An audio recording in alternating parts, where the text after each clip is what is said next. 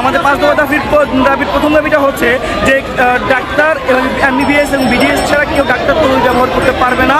2 নম্বর, OTC drug এর বাইরে কোনো ড্রাগ আপনার ডাক্তার রেজিস্টার্ড ডাক্তার বাদে কেউ ব্যবহার করতে কেউ প্রেসক্রাইব করতে পারবে না। 3 নম্বর দাবি হচ্ছে চিকিৎসক সুরক্ষা আইন বাস্তবায়ন করতে হবে। 4 নম্বর হচ্ছে যে সকল জায়গায় ডাক্তারদের সংকট রয়েছে অর্থাৎ ডাক্তারদের নিয়োগ বাড়াতে হবে। 5 নম্বর হচ্ছে যে মানসম্মতহীন যে সকল বেসরকারি মেডিকেল কলেজ এবং সরকারি মেডিকেল কলেজ রয়েছে এবং তার পাশাপাশি সবচেয়ে উল্লেখযোগ্য স্যাকমো বা ম্যাটস যেগুলো রয়েছে যাদের এখন প্রয়োজন নাই তাদেরকে অবিলম্বে উৎখাত করতে হবে, বাদ দিতে হবে।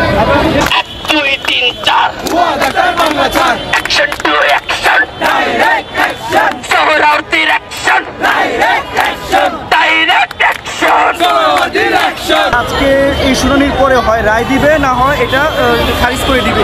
যদি আপনার হচ্ছে এটা নিয়ে আরও টালবানা করা হয়, আবার যদি শুনানির জন্য ডেট পিছানো হয়, সেই ক্ষেত্রে আমাদের থেকে কর্মসূচি আসতে পারে।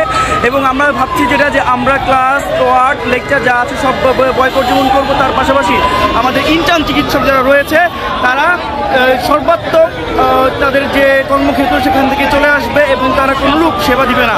এবং এটা ততদিন পর্যন্ত বলবৎ থাকবে যতদিন পর্যন্ত আমাদের দাবি আদায় না হচ্ছে।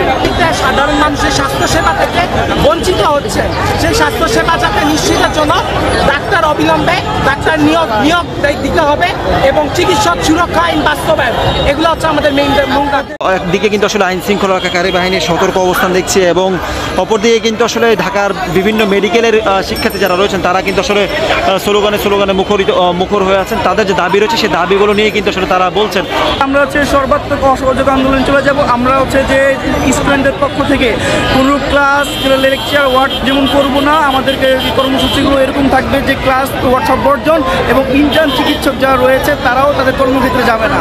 এবং এই থেকে বোঝা যায় যে কোনো চিকিৎসক এবং পরবর্তীতে দেখা যাবে আমাদের ছাত্ররা ইন্টার্ন চিকিৎসকরা এরপরে ডাক্তার সমাজ যারা রয়েছে আমাদের সিনিয়র ডাক্তাররা তারা হয়তো প্রাইভেট চেম্বার বন্ধ করে দিবে।